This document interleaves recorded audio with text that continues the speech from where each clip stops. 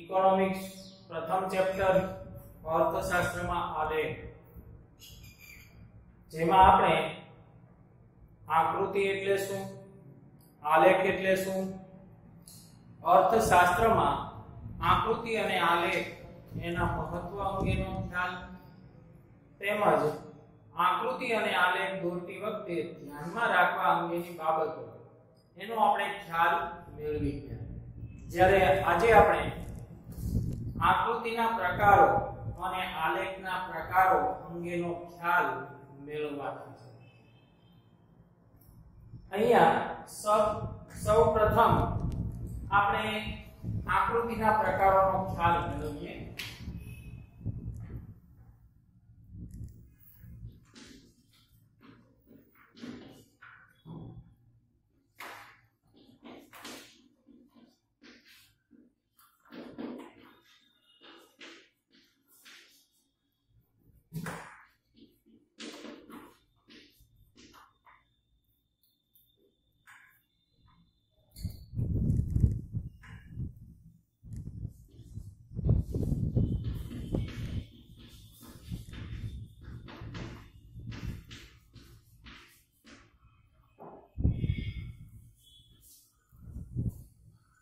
હવે આકૃતિના પ્રકારોમાં સૌથી પહેલો પ્રકાર ચિત્રાકૃતિ.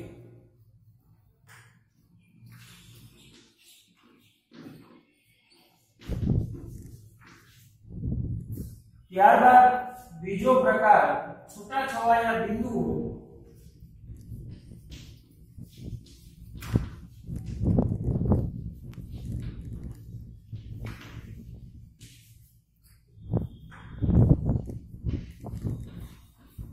અથવા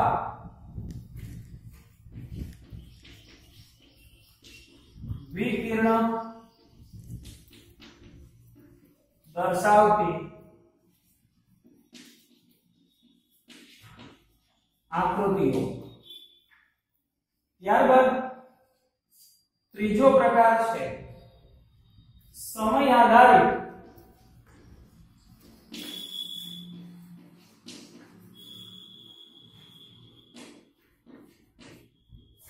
અથવા અન્ય પરિબળો આધારિત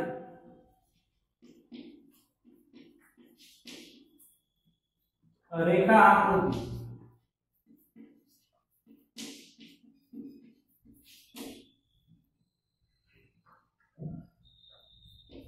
ત્યારબાદ ચોથો પ્રકાર છે વર્તુળ આકૃતિ.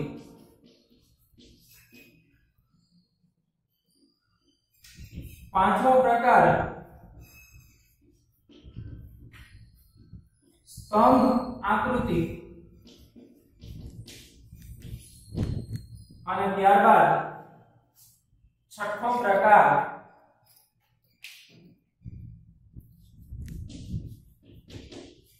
વૃત્તાંશ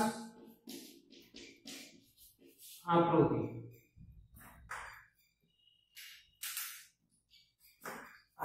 અહીંયા મિત્રો ખાસ ધ્યાન આપશો,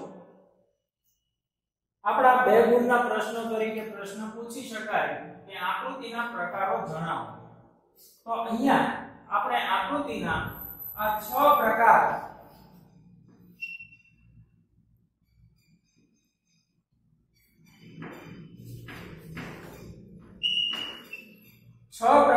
ધ્યાનમાં લઈએ છે. ચિત્રાકૃતિ, છૂટાછવાયા બિંદુઓ અથવા વિકિરણ દર્શાવતી આકૃતિઓ, સમય આધારિત અથવા અન્ય પરિબળો આધારિત રેખા આકૃતિ, વર્તુળ આકૃતિ, સ્તંભ આકૃતિ અને વૃત્તાંશ આકૃતિ. આ આકૃતિના 6 પ્રકારો સમય આધારિત અથવા અન્ય પરિબળો આધારિત રેખા આકૃતિ, સ્તંભ આકૃતિ અને વૃત્તાંશ આકૃતિ એ આપણા સિલેબસમાં છે. એટલે એનો આપણે વિગતે અભ્યાસ પણ કરવાનો છે. જ્યારે બાકીના જે પ્રકારો છે એ આપણા સિલેબસમાં નથી.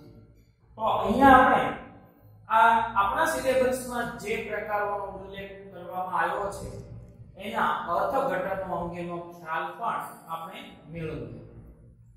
અહીંયા મિત્રો આ જે પ્રકારો છે એના અર્થઘટનો એનું લેખન તમને અલગ ફોટા દ્વારા પણ મોકલી આપું છું, એટલે અહીંયા હું લખતો નથી, પરંતુ મિત્રો ખાસ ધ્યાન આપશો દરેક પ્રકાર એના અર્થઘટનોને ધ્યાને લેવું.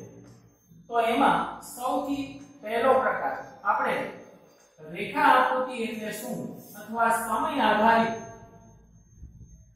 રેખા આકૃતિ એટલે શું એનો અર્થ મેળવીએ અને એનો ખ્યાલ આપણે આલેખ આકૃતિ દ્વારા પણ મેળવવાનો છે. પણ અહીંયા તમને એના અર્થઘટનનો ખ્યાલ આવે એટલે નાની આકૃતિ દોરીને પણ તમને સમજાવવું છે. તો સમય આધારિત રેખા આકૃતિ એટલે શું એનું અર્થઘટન આપણે મેળવીએ કે બે ચલ રાશિ વચ્ચેના સંબંધને જે આકૃતિ દ્વારા દર્શાવવામાં આવે એને આપણે રેખા આકૃતિ કહીએ છીએ. આ બાબત મિત્રો ખાસ એના અર્થઘટન માટે આપણે એક નાની આકૃતિ દોરીને પણ ખ્યાલ મેળવીએ છીએ.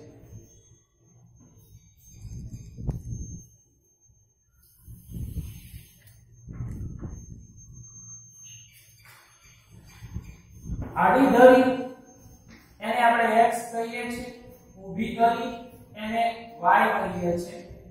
આ O ઉદ્ગમ બિંદુ છે.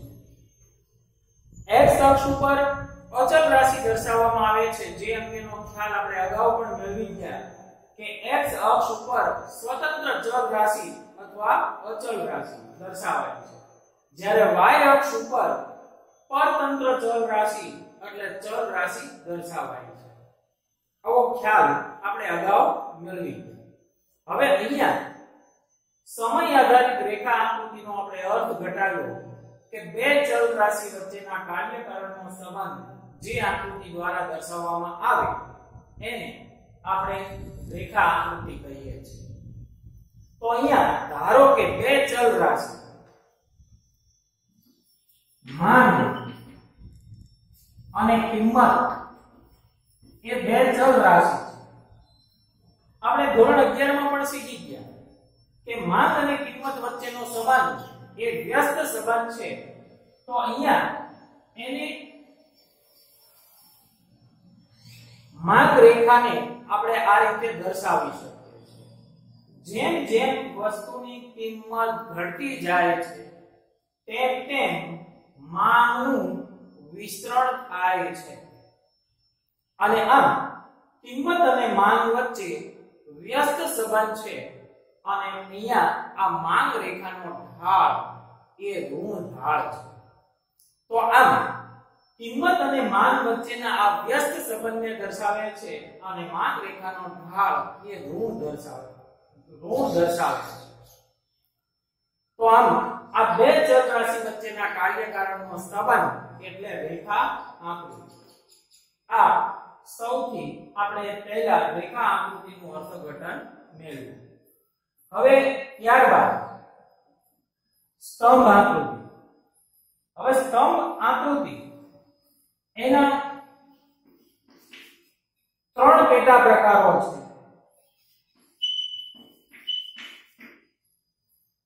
ત્રણ પ્રકારમાં સૌથી પહેલો પ્રકાર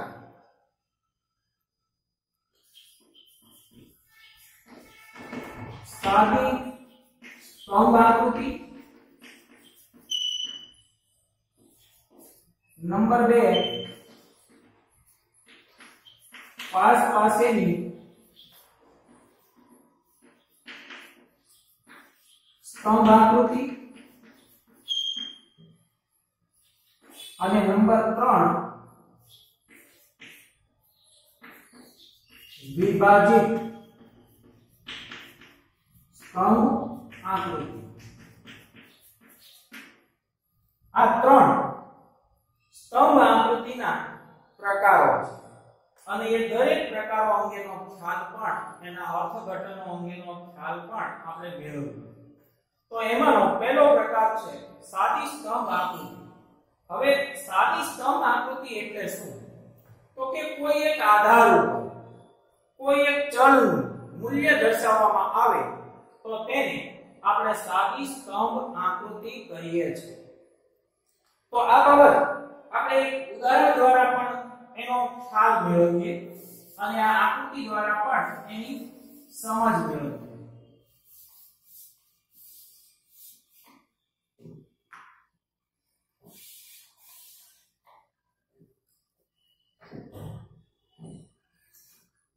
ફરીવાર સાદી સ્તંભ આકૃતિનો અર્થ કોઈ એક આધાર ઉપર.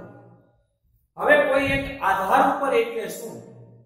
તો આપણે અગાઉ જોઈ ગયા કે આડી ધરી x અક્ષ ઉપર સ્વતંત્ર ચલ રાશિ દર્શાવવામાં આવે છે અને આ સ્વતંત્ર ચલ રાશિ તરીકે સમય હોય, સ્થળ હોય કે ક્ષેત્ર હોય તો એને આપણે આધાર કહીએ છીએ. એને આડી ધરી ઉપર દર્શાવવામાં આવે છે અને આ આડી ધરી ઉપર જે સમય, સ્થળ અને ક્ષેત્રને દર્શાવવામાં આવે છે એને આપણે એક આધાર કહીએ છીએ. તો અહીંયા ધારો કે આડી ધરી x અક્ષ ઉપર સમય દર્શાવવામાં આવ્યો છે, સમયગાળો દર્શાવવામાં આવ્યો છે, જુદા જુદા વર્ષ દર્શાવવામાં આવ્યા છે. હવે ઊભી ધરી y ધરી ઉપર રાષ્ટ્રીય આવકનો વૃદ્ધિ દર દર્શાવ્યો છે. તો રાષ્ટ્રીય આવકનો વૃદ્ધિ દર હોય, સાક્ષરતાનું પ્રમાણ હોય, વસ્તી વૃદ્ધિનો દર હોય, ઉત્પાદન પ્રમાણ હોય, આયાત નિકાસ પ્રમાણ હોય, એ મિત્રો આપણે પરતંત્ર ચલ રાશિ કહીએ છીએ અને પરતંત્ર ચલ રાશિ હંમેશા y અક્ષ ઉપર દર્શાવાય છે.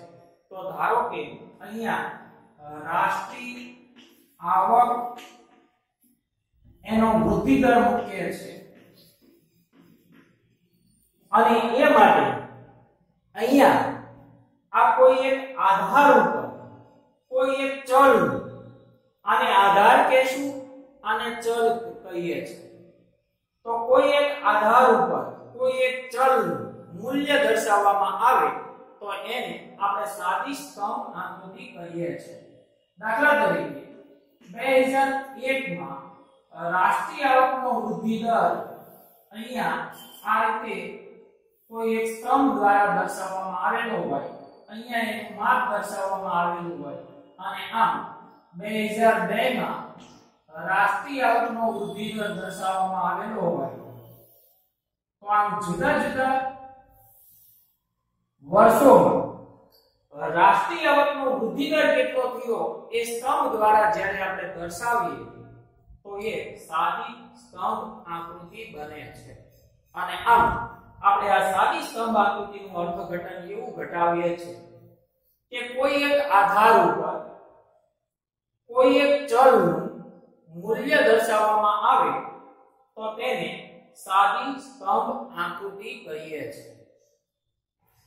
અહીંયા મિત્રો જ્યારે કોઈ એક જ પ્રકારની માહિતી દર્શાવવાની હોય ત્યારે સાદી સ્તંભ આકૃતિ દોરવામાં આવે છે. આ આપણા હેતુલક્ષી પ્રશ્ન તરીકે પણ પૂછી શકાય એ બાબતને પણ અહીંયા ધ્યાને લઈશો અને આમ સાદી સ્તંભ આકૃતિનું અર્થઘટન પણ ખાસ ધ્યાને લઈશું. હવે ત્યાર પછી પાસેની સ્તંભ આકૃતિ એટલે શું એનો ખ્યાલ મેળવીએ. તો સૌથી પહેલા એનો અર્થ પાસેની સ્તંભ આકૃતિ એટલે શું?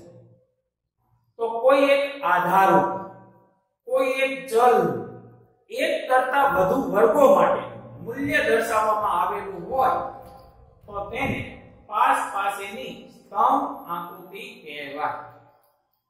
હવે આ જ બાબત આપણે અહીંયા એક ઉદાહરણ દ્વારા ધ્યાને લઈએ અને અહીંયા આ જ બાબતને આપણે લક્ષમાં લઈએ.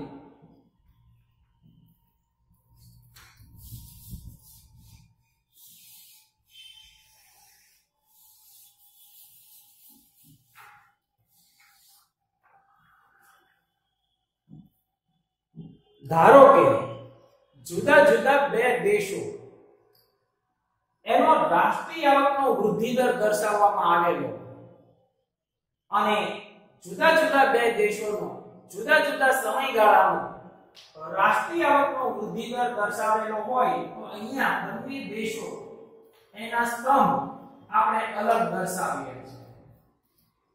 આ પ્રથમ દેશ, આ બીજો દેશ, જે આપણે નામ આપીએ. હવે ધારો કે 2001 માં આ બંને દેશોનો રાષ્ટ્રીય આવકનો વૃદ્ધિ દર કેટલો છે? તો અહીંયા કોઈ એક દેશનો રાષ્ટ્રીય આવકનો વૃદ્ધિ દર આપણે આ રીતે સ્તંભ દ્વારા દર્શાવીએ અને બીજા દેશનો રાષ્ટ્રીય આવકનો વૃદ્ધિ દર આ રીતે દર્શાવીએ. તો અહીંયા 2001 માં બંને દેશોના રાષ્ટ્રીય આવકનો વૃદ્ધિ દર આપણે આ બંને સ્તંભો દ્વારા બંને દેશોનો રાષ્ટ્રીય આવકનો વૃદ્ધિ દર દર્શાવ્યો. તો આમ બે દેશોના રાષ્ટ્રીય આવકના વૃદ્ધિ દરની તુલના કરવાની હોય તો એ માટે આપણે આવી આસપાસની સ્તંભ આકૃતિ દોરીએ છીએ. તો એનું અર્થઘટન શું ઘટાડ્યું આપણે કે કોઈ એક આધાર ઉપર કોઈ એક વર્ગ એક કરતા વધુ વર્ગો એટલે જુદા જુદા બે દેશો એક કરતા વધુ વર્ગોનું જ્યારે મૂલ્ય દર્શાવવામાં આવેલું હોય તો તેને આપણે પાસેની સ્તંભ આકૃતિ કહીએ છીએ. આ મિત્રો પાસેની સ્તંભ આકૃતિનો અર્થ. અહીંયા એક બીજી મહત્વની બાબત પણ ધ્યાને લેશો કે જ્યારે આવી એક જ ચલ રાશિનું બે વર્ગોનું મૂલ્ય દર્શાવવાનું હોય, બે વર્ગોની તુલના કરવાની હોય ત્યારે એને આપણે સંબંધિત માહિતી પણ કહે છે. અને આવી જ્યારે સંબંધિત માહિતી માટે પાસેની સ્તંભ આકૃતિ દોરવામાં આવે છે, જે આપણા હેતુલક્ષી પ્રશ્ન તરીકે પણ પૂછાય છે. અને આ બંને બાબતો ધ્યાને લેશો કે જ્યારે એક જ પ્રકારની માહિતી દોરવાની હોય ત્યારે સાદી સ્તંભ આકૃતિ વધુ અનુકૂળ આવે છે, જ્યારે સંબંધિત માહિતી દર્શાવવાની હોય ત્યારે પાસેની સ્તંભ આકૃતિ દોરવામાં આવે છે. આવા હેતુલક્ષી પ્રશ્ન તરીકે પણ ખાસ ધ્યાને લેજો. હવે ત્યારબાદ આ ત્રીજો પેટા પ્રકાર વિભાજિત સ્તંભ આકૃતિ એટલે શું? તો વિભાજિત સ્તંભ આકૃતિનો આપણે ખ્યાલ અહીંયા મેળવીએ.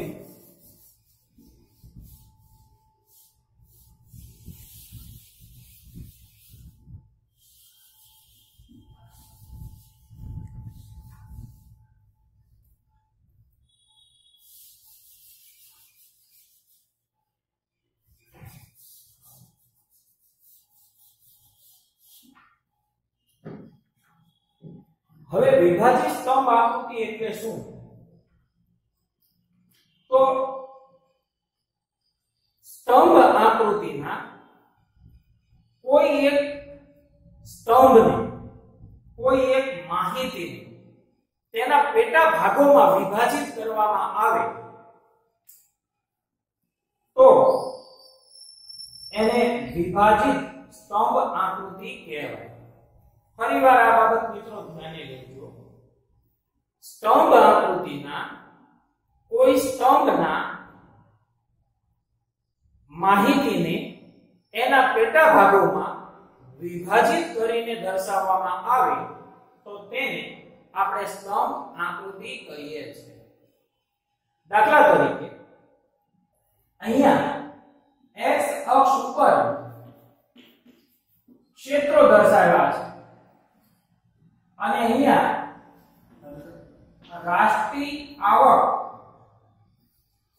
એનું પ્રમાણ દર્શાવવામાં આવ્યું છે. હવે ધારો કે 2001 માં ઉત્પાદન માટેના ત્રણેય ક્ષેત્રો કૃષિ હોય, ઉદ્યોગ હોય કે પછી સેવાનું ક્ષેત્ર હોય અને એમાં રાષ્ટ્રીય આવકનું કેટલું પ્રમાણ છે. તો અહીંયા ધારો કે આ રાષ્ટ્રીય આવક 2001 ની જે આપણને 100% રાષ્ટ્રીય આવક મળી છે એ રાષ્ટ્રીય આવકમાં કૃષિ ક્ષેત્રનો હિસ્સો એ ધારો કે અહીંયા 13% છે, ઉદ્યોગ ક્ષેત્રનો ફાળો 26% છે, તો અહીંયા આ કૃષિ ક્ષેત્રનો ફાળો, આ ઉદ્યોગ ક્ષેત્રનો ફાળો દર્શાવ્યો અને અહીંયા સેવા ક્ષેત્રનો ફાળો દર્શાવ્યો અને આમ આ ત્રણેય ક્ષેત્રોની કુલ રાષ્ટ્રીય આવક આપણે એક સ્તંભ દ્વારા દર્શાવ્યો. તો આમ વિભાજિત સ્તંભ આકૃતિ એટલે શું? તો એનું અર્થઘટન આપણે એવું ઘટાડવાનું છે કે સ્તંભ આકૃતિમાં કોઈ એક સ્તંભની માહિતીને કોઈ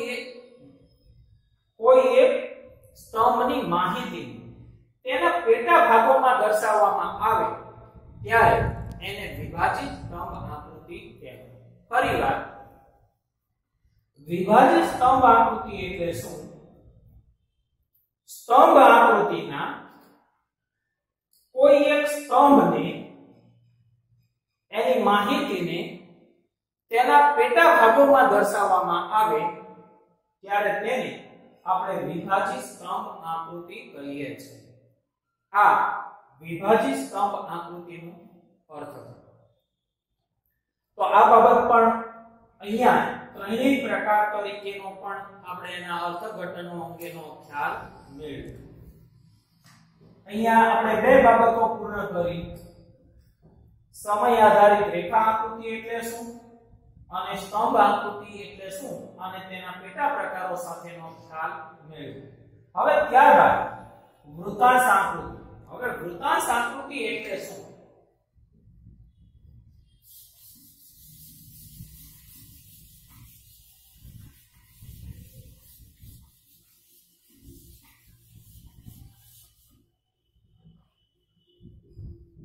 હવે વૃત્તાંશ એટલે વર્તુળનો અંશ અને વૃત્તાંશ આકૃતિ એટલે શું? તો કુલ એક માહિતી તેના પેટા વિભાગોના અંશના પ્રમાણમાં જ્યારે દર્શાવવામાં આવે તો તેને વૃત્તાંશ આકૃતિ કહેવાય. ફરીવાર વૃત્તાંશ આકૃતિ એટલે શું? વૃત્તાંશ આકૃતિ એટલે કુલ માહિતીને તેના પેટા વિભાગોના મૂલ્યને અંશના પ્રમાણમાં દર્શાવવામાં આવે તો તેને વૃત્તાંશ આકૃતિ કહેવાય. અહીંયા હમણાં આપણે વિભાજિત સ્તંભ આકૃતિ અંગેનો ખ્યાલ મેળવી ગયા. એ જ બાબત આપણે અહીંયા ઉદાહરણ દ્વારા લઈએ. ધારો કે દેશની 2001 ના વર્ષની કુલ રાષ્ટ્રીય આવક ત્રણેય ક્ષેત્રોમાંથી પ્રાપ્ત થાય છે. તો અહીંયા કૃષિ ક્ષેત્રની આવક ધારો કે 13% છે. તો આ કૃષિ ક્ષેત્રની આવક. હવે ઉદ્યોગ ક્ષેત્રની આવક ધારો કે 26% છે. તો અહીંયા આ ઉદ્યોગ ક્ષેત્રની આવક.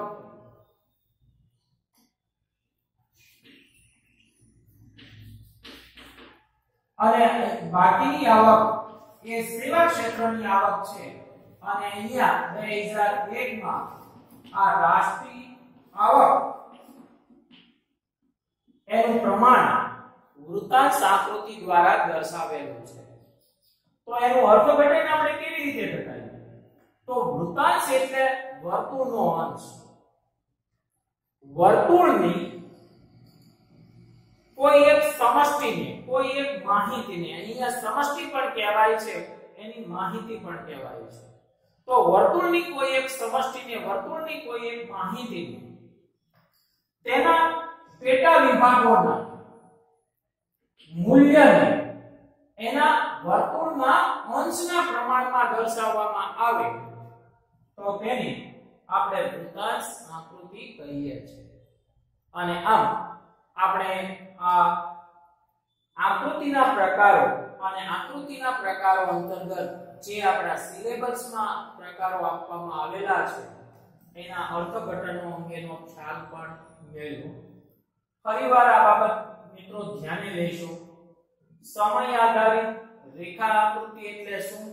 સમય આધારિત રેખા આકૃતિ એટલે બે ચલ રાશિ વચ્ચેનો સંબંધ જે આકૃતિ દ્વારા દર્શાવવામાં આવે તો એને આપણે રેખા આકૃતિ કહીએ છીએ। ત્યારબાદ સ્તંભ આકૃતિ અને તેના પેટા પ્રકારોમાં સાદી સ્તંભ આકૃતિ એટલે શું?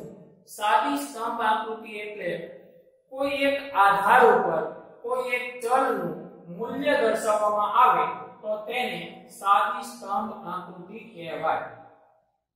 પાસ પાસેની સ્તંભ આકૃતિ એટલે શું? તો પાસ પાસેની સ્તંભ આકૃતિ એટલે કોઈ એક આધાર ઉપર કોઈ એક ચલનું એક કરતા વધુ વર્ગો માટે મૂલ્ય દર્શાવવામાં આવેલું હોય ત્યારે તેને પાસ પાસેની સ્તંભ આકૃતિ કહેવાય। હવે વિભાજિત સ્તંભ આકૃતિ એટલે શું? વિભાજિત સ્તંભ આકૃતિ એટલે સ્તંભ આકૃતિના કોઈ એક સ્તંભના મૂલ્યને તેના પેટા વિભાગોમાં દર્શાવવામાં આવે તો તેને વિભાજિત સ્તંભ આકૃતિ કહેવાય। હવે વૃત્તાંશ આકૃતિ એટલે શું? વૃત્તાંશ એટલે વર્તુળનો અંશ અને વૃત્તાંશ આકૃતિ એટલે શું? એટલે કોઈ એક સમષ્ટિની કોઈ એક કુલ માહિતીની તેના પેટા ભાગોમાં એના અંશના પ્રમાણમાં જ્યારે દર્શાવવામાં આવે ત્યારે આપણે એને વૃત્તાંશ આકૃતિ કહીએ છીએ। અને આમ અહીંયા આપણે આ આકૃતિના પ્રકારો અંગેનો ખ્યાલ જે આપણા સિલેબસમાં છે એના અર્થઘટનો સાથેનો ખ્યાલ મેળવ્યો। અહીંયા મિત્રો આપણો સમય બચે એ માટે અર્થઘટનોના અર્થ તમને અહીંયા મેં લેખન કર્યું નથી પણ તમને અલગથી ફોટો મોકલી આપું છું કે જેથી આપણો સમય બચી શકે। એટલે અર્થઘટનો પણ એના લેખન સાથે તમને મળી જશે। હવે આપણે આ આકૃતિના પ્રકારો અંગેનો ખ્યાલ મેળવ્યો ત્યારે એના હેતુલક્ષી પ્રશ્નો તરીકેનો પણ થોડો ખ્યાલ મેળવી લઈએ। સામાન્ય રીતે આ સ્તંભ આકૃતિના પ્રકારો કેટલા છે? તો એના 3 પ્રકાર છે। એના નામ જો પરીક્ષામાં પ્રશ્ન પૂછાય છે। બીજું, એક જ પ્રકારની માહિતી માટે કઈ આકૃતિ દોરવામાં આવે છે? તો એક જ પ્રકારની માહિતી માટે સ્તંભ આકૃતિ દોરવામાં આવે છે। સંબંધિત માહિતી માટે કઈ આકૃતિ દોરવામાં આવે છે? તો સંબંધિત માહિતી માટેની આકૃતિ પાસ પાસેની સ્તંભ આકૃતિ દોરવામાં આવે છે। અને જ્યારે કોઈ એક સમષ્ટિને કોઈ એક માહિતી દર્શાવવાની હોય ત્યારે વિભાજિત સ્તંભ આકૃતિ પણ દોરી શકાય છે અને વૃત્તાંશ આકૃતિ પણ દોરી શકાય છે। આ બાબત પણ મિત્રો ધ્યાને લેજો કે આ બંને બાબતો વિભાજિત સ્તંભ આકૃતિ કોઈ એક માહિતીને દર્શાવવા માટે આપણે વિભાજિત સ્તંભ આકૃતિનો પણ ઉપયોગ કરી શકીએ અને વૃત્તાંશ આકૃતિનો પણ આપણે ઉપયોગ કરી શકીએ છીએ। આ પ્રકારો અંગેનો સંપૂર્ણ ખ્યાલ અહીંયા આપણે મેળવ્યો। હવે ત્યાર પછીનો પ્રશ્ન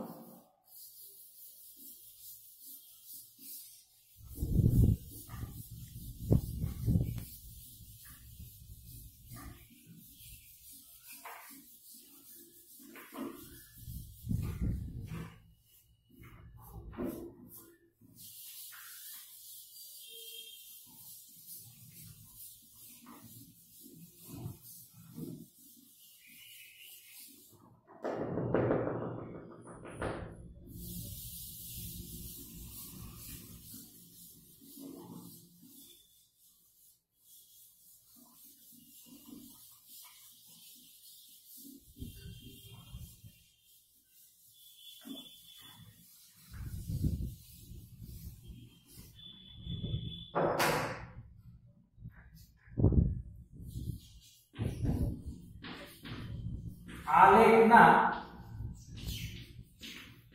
પ્રકારો જણાવો।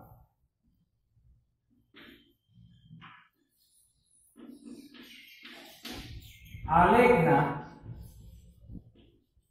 મુખ્ય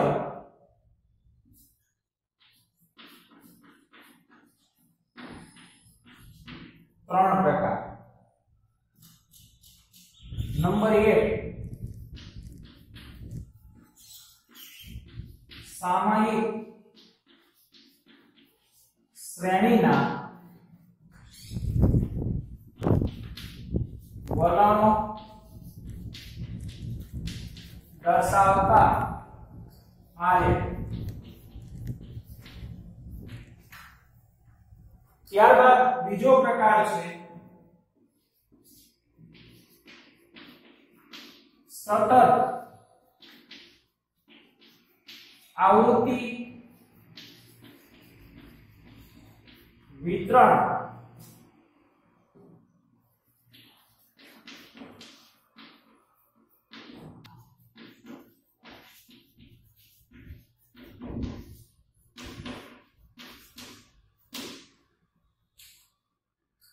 સતત આવૃત્તિ વિતરણ દર્શાવતી માહિતીના આલેખ. હવે આ સતત આવૃત્તિ વિતરણ દર્શાવતી માહિતીના આલેખો એના પણ પાછા પેટા પ્રકારો છે. તો એમાં નંબર 1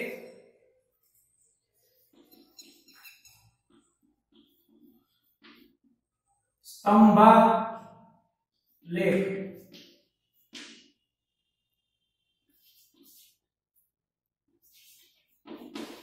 બીજો પ્રકાર છે આવૃત્તિ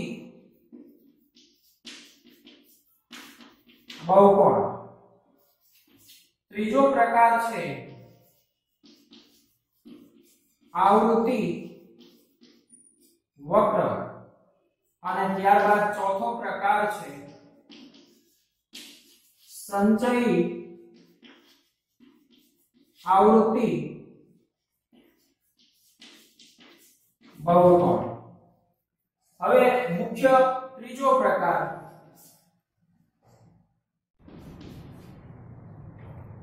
લઘુગુણક કૌંસમાં લોગ આધારિત આલેખ. આ મિત્રો આલેખના ત્રણ પ્રકાર અહીંયા ધ્યાને લેશો.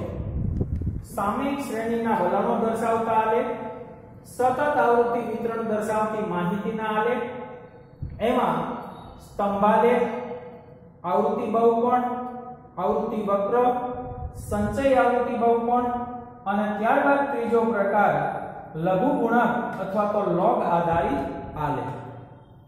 અહીંયા આ આલેખના પ્રકારો જણાવો આવા 2 ગુણના પ્રશ્ન તરીકે પણ પૂછી શકાય છે. પણ આમાંના આ પ્રકારો આપણા સિલેબસમાં નથી, પણ એક માત્ર હેતુલક્ષી પ્રશ્ન તરીકે પૂછાય છે કે આલેખના પ્રકારો જણાવો. તો અહીંયા મિત્રો આલેખના આ 3 પ્રકાર આપણે દર્શાવવાના રહ્યા છે. ખાસ મિત્રો અહીંયા બંને પ્રશ્નો મેં સાથે લઈ લીધા છે કે આકૃતિના પ્રકારો જણાવો અને આલેખના પ્રકારો જણાવો. જ્યારે આવા હેતુલક્ષી પ્રશ્નો તરીકે પ્રશ્ન પૂછાય છે ત્યારે વિદ્યાર્થી એ ઘણી વખત ભૂલો કરે છે કે આલેખના પ્રકારો માંડ્યા હોય ત્યારે આકૃતિના પ્રકારોનો ઉલ્લેખ કરે છે. તો આ બાબત અહીંયા મિત્રો ખાસ ધ્યાને લેશો. તો આપણે આકૃતિના પ્રકાર અને આલેખના આ પ્રકારો અંગેનો આજે આપણે ખ્યાલ મેળવ્યો. બીજી એક બાબત મિત્રો ખાસ તમને અહીંયા જે વિડિયો તમે નિહાળો છો બધું વ્યવસ્થિત અને સારી રીતે તૈયારી થાય એ માટે ફોટા દ્વારા પણ એનું લેખન તમને મોકલી આપું છું. જે લેખન મોકલી આપું એટલું જ લેખન તમારી પાકી નોટમાં મિત્રો લખવાનું છે. પણ વારંવાર જુદા જુદા વિદ્યાર્થી મિત્રો પ્રશ્નો કરતા રહેતા હોય છે અને એ માટે આ બાબત ખાસ ધ્યાને લેજો. બીજું, જે તમે લેખન કરો છો ત્યારે વ્યક્તિગત WhatsApp ગ્રુપમાં તમારું હોમવર્ક મોકલવાના બદલે તમને હોમવર્ક માટેની લિંક આપેલી છે અને એ લિંક ઉપર જ તમારું હોમવર્ક મિત્રો મોકલો. ફરીવાર આ બાબત પણ તમને થોડી સ્પષ્ટ થાય એટલે આપી દઉં છું કે સૌથી પહેલા ઇકોનોમિક્સ હોમવર્ક માટે તમને જે લિંક આપી છે એ લિંક તમે ક્લિક કરીને ખોલો અને ખોલ્યા પછી તમારું ઈમેલ આઈડી અને પાસવર્ડ એમાં નાખો. ઈમેલ આઈડી અને પાસવર્ડ મોટા ભાગનાનું એડ હશે જ. જો એડ ન હોય તો તમારું ઈમેલ આઈડી અને પાસવર્ડ તમે નાખો એટલે તરત જ એ લિંકમાં હોમવર્ક માટેનું ફોર્મ ખુલશે અને આ ફોર્મમાં માત્ર 4 બાબતો એમાં દર્શાવેલી છે. સૌથી પહેલી બાબત તમારું નામ લખવાનું છે, બીજી બાબત ધોરણ અને વર્ગ લખવાનો છે અને ત્રીજી બાબત તમારો હાજરી ક્રમાંક નંબર લખવાનો છે અને પછી મેક્સિમમ જે તમે મિત્રો અહીંયા નોટબુક બનાવી છે એ નોટબુકના તમે ફોટા પાડો અથવા તો તમે પીડીએફ બનાવો. ફોટા અથવા પીડીએફ તૈયાર થાય તો મેક્સિમમ અહીંયા મિત્રો આ લિંકમાં એક જ સાથે તમારું હોમવર્ક સબમિટ કરવા માટે મેક્સિમમ ફોટાની મર્યાદા મેં 10 સુધી રાખી છે. એટલે 10 પેજ સુધીનું લખાણ તમારું એક સાથે મિત્રો ક્યારેય નહીં હોય. એટલે મેક્સિમમ તમે 10 ફોટા અપલોડ કરો, એક સાથે અપલોડ કરો તો પણ એ લિંક ઉપર મને મળી જશે. અને આ રીતે મિત્રો જે આપણે ટોપિક ચલાવતા જઈએ એ ટોપિકનું હોમવર્ક તમારું નિયમિત તમે મને મોકલતા રહેશો. અને જે આપ આ વિડિયો નિહાળો છો એને સબસ્ક્રાઇબ પણ આપ કરશો જેથી પછીનો વિડિયો ક્યારે મુકાય છે એની જાણ પણ તમને તરત જ મળી રહે. ઓકે.